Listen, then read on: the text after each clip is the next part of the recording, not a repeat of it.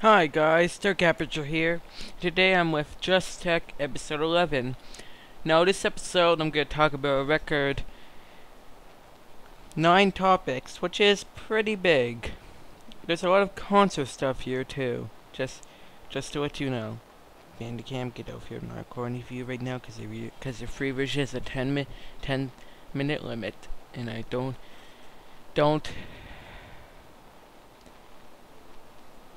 and I need more than 10 minutes to record this video. Okay. Now, first off, the Xbox One is going to apparently be quite a bit weaker than the PS4.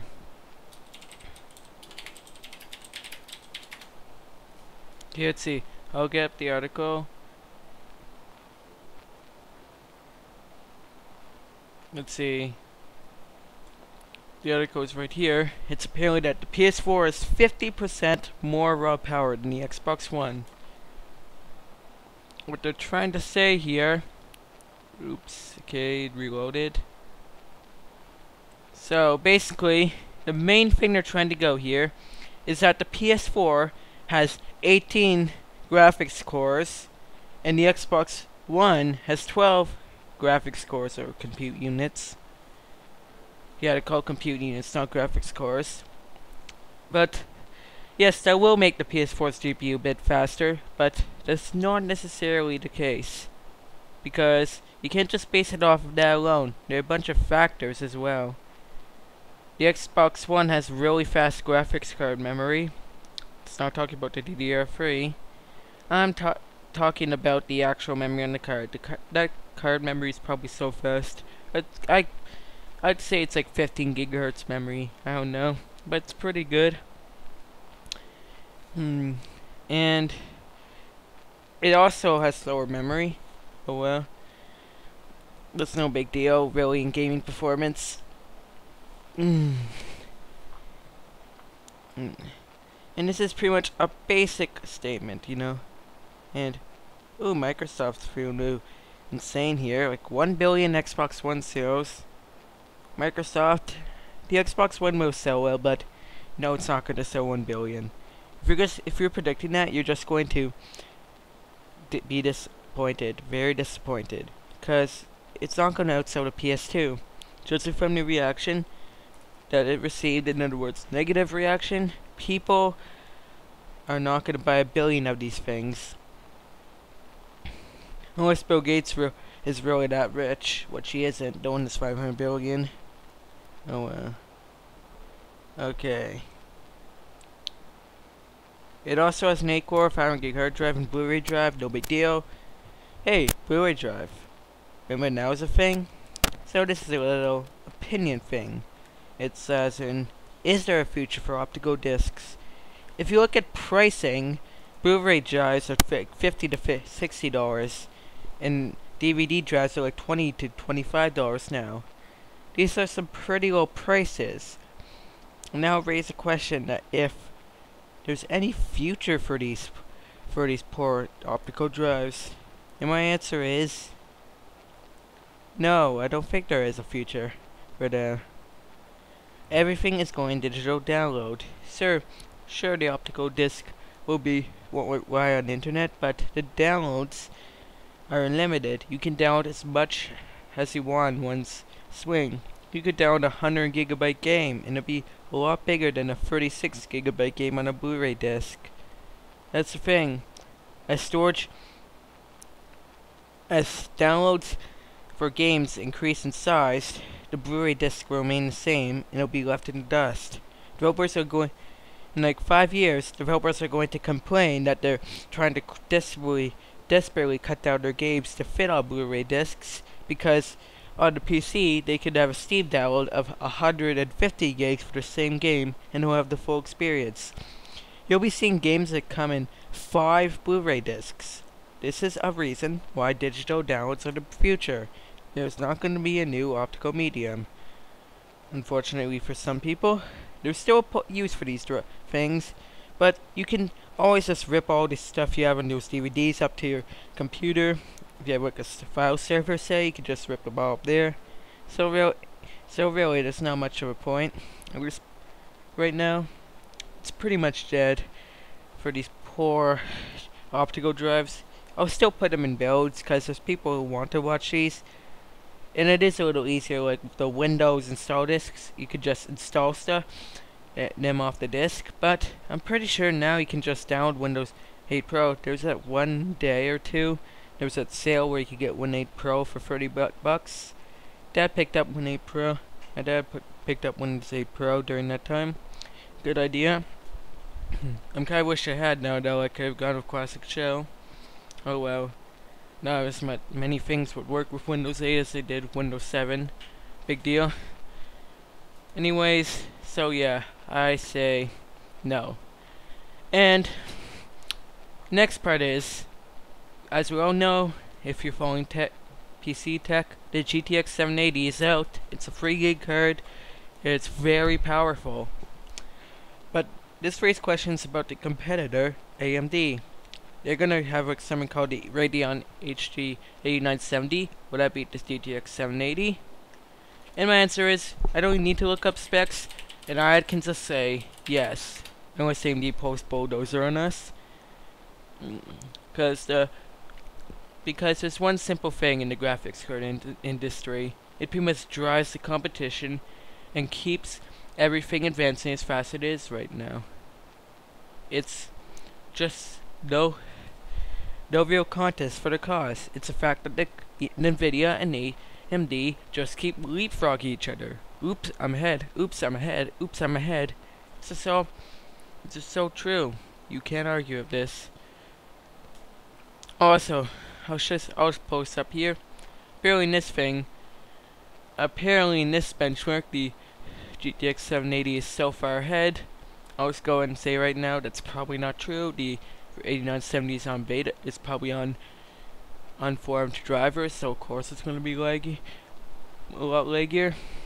And there's no real 8970 benchmark. So let's just take a look at what they're saying. This is going to have transistors, over 5 billion transistors, same as the Xbox One. Oh well. 5.3 teraflops. That just puts it quite a bit ahead off of it puts it quite a bit ahead of the 780. It also has 3 gigs, but it has a lot more memory bandwidth, over 300 gigs of memory bandwidth, over 2,500 stream processors, 48 RPs, 160 TMUs, pretty similar. And the pixel fill rate, yeah, it's just no duh it's gonna beat the 780 at launch. They just keep leapfrogging each other. A month later, you'll see NVIDIA come up with this 780 Swag Yellow Epicness Edition that'll destroy the 8970. It's just a leapfrogging game. And then the next generation graphics cards come out, either when it's needed, or one company decides they've had enough this current gen, they're gonna stop releasing the stuff and just let their competitor take the crown of that generation, just move on. That's what NVIDIA seems to be doing right now. Sorry, I think AMD won this generation. And that happened last generation where NVIDIA took that gen. You see, it's always going back and forth, the winning crown. In the 680 it'd say, even though the 770 GHz edition is cheaper and faster, the 680 just, it's a lot quieter usually, and it seems to be a lot less power hungry, which is pretty nice. And the predicted stuff, oh my god, the predicted stuff is a lot higher. But I don't think the predicted is true. I think this A970 thing is the case. Okay. So yeah, no duh it's going to win. And it's just going to keep the PC roller coaster going. And that's another thing I have to talk about. Let's see, PC versus console. Let's see if we can get that chart. Okay. It should pull up. Yep, this is it. This is basically the growth chart of PC and console. And I think the PC, if you look here, the PC roller coaster is speeding up and the consoles just can't keep up. Because if you look here, the GeForce 3, when it was out with the Xbox was twice as fast. it took it quite over 2 years to like get past that.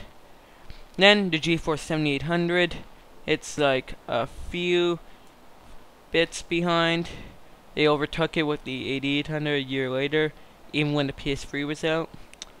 And yeah, Nvidia says the PS4 is more powerful, but then bringing it up here, this is a big turnaround. It's gone from the PC the same time as the console coming out being half as powerful to being 3 times more powerful.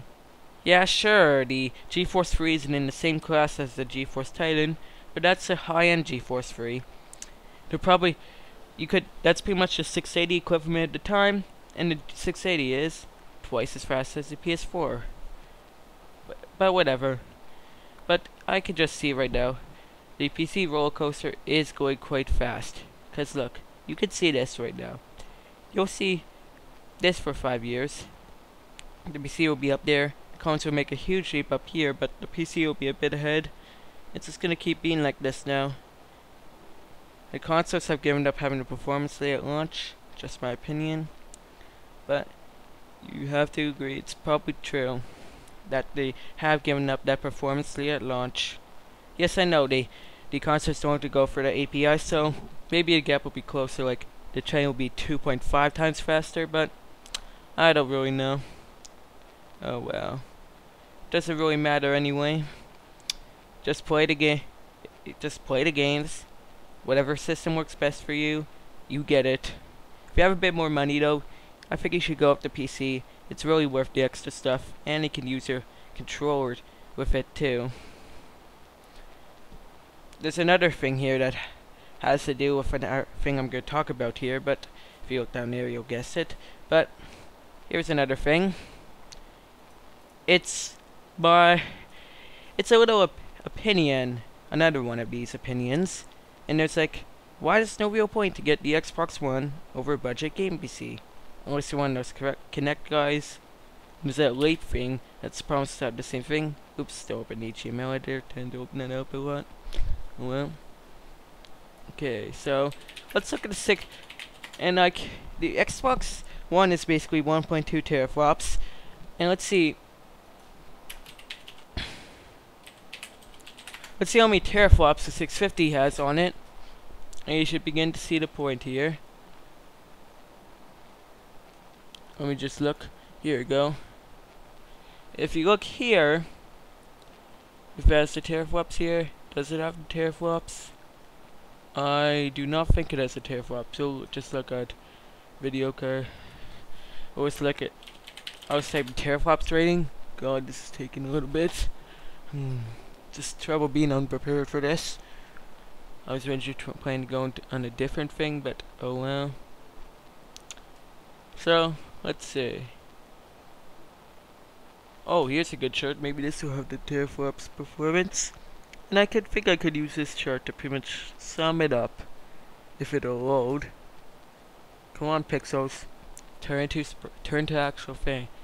Stuff. If it wants to. Oh, here we go. Now it does it. Now let's see. Does that teraflops here? No, it does not. I'm getting a little frustrated here. Well, but okay, here we go. The 650 has 1.3 billion transistors. In a nutshell, the RPA could have for 1.3 teraflops of performance has the potential to do that. And its clock speed is pretty fast too. And what that means is that the GTX 650 is only $150. It's more powerful than what the Xbox One has to offer. A PC to pair it up with will cost around 500 or so bucks, and this isn't even counting the 7770, which is faster than the 650. Like seriously, I think I've just made my point. That's just proof. Yeah, I've just proved my point. Cause look, the computer to pair it with is $500. The Xbox One's rumored price is 400 euros. 400 euros would translate to $550. And actually, if you conclude PC at the OS, that's $600. But still, though, if you haven't seen the point already, that means for like just $50 more, you're getting a PC that has a better backlog of games than the Xbox One, is slightly more powerful than the Xbox One. That's pretty much it. You cannot argue. Now it's probably less powerful than the Xbox One. Can't have any teraflops rating. Someone could tell me that. Just put in the comments. Oh well. And it's worth knowing the 650 requires hardly any power as well. Oh well. Okay. So. Well, the only reason to get the Xbox One is exclusives like Halo, and if you want the best COD Ghost version. Oh well. Now I'm going to talk about another topic after this one. It's about how Nvidia treats the 8th gen consoles. In other words, making fun of it like crazy. If you saw that chart, when they showed the 3 times rating over the PS4, that was Nvidia saying how much better the Titan was than the PS4. So I'll pretty much talk about what they were saying. They were basically saying when the PS4 first was launched, when it's first announced, well not launched, it was announced, they announced its power, Nvidia came out and said it has the processor of a low-end PC and a graphics card in the low to mid-range. Then they also went on to say the 680 was twice as powerful as the PS4. Okay. And then people didn't really care what they had to say. The PS4 after all was like $350 or so to $400. Oh well. The 8th gen consoles are much cheaper, Nvidia. Don't worry, now you got your 780 out, you can see that's 2.5 times more, 2.7 times more powerful. Interesting. Warning. Then after that, even though people said, God, Nvidia, you're comparing a $500 component to a $350 system. Nvidia went on, it's like, okay, Jimmy, so they didn't like that thing. Should we compare this, say, to GTX 650? That would probably amount to a system at the same price in the end. Or should we go even more extreme? Well, Jimmy, whatever says better performance, let's go with that. So then they went out and said, the Titan is 3 times more powerful than the PS4. And people are like, Review Tech USA, like, nobody really cares. Interesting. So Nvidia hasn't really done anything about that since then. Let's see. Has Nvidia gone out against the PS4 yet? I mean the Xbox One.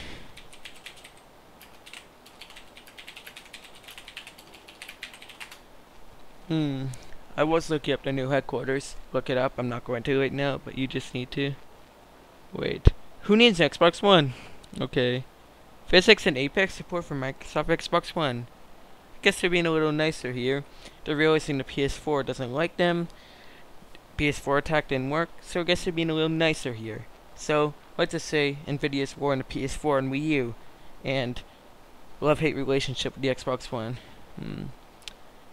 And this time they're talking about the GTX 780. Okay, so that's pretty much settling the history of that argument. Let's get back out here. And here's a quick story. EA abandons the Wii U. They're saying it's Wii. They've come out and said the Xbox 360 and PS3 are more powerful, which, if you look at benchmarks, they're not. They're saying it's real. They're just saying it's really bad. They don't like anything about it, and they're just not gonna bother with it. They just don't consider it worth it. But you know EA, they just want to make the most money possible. And if you've heard the news, the Wii U sales on Amazon went up by 8 times. So I guarantee you, in a few weeks, unless it's hardware related, they're gonna come out and say, we changed our mind. We're gonna develop for the Wii U because now it's selling a lot better. Because no one was really like the Xbox One announcement. So yeah, that's pretty much it for that. Now, speaking of the PS4, we all know it's an AMD Jaguar CPU, so let's see. CPU World. let's use you to analyze this Jaguar. Okay. Jaguar processor fanboys. I mean families. Yeah. Hey guys, we're fanboys of this low-end processor. Your i7s have nothing on us. Whatever. I'm just saying.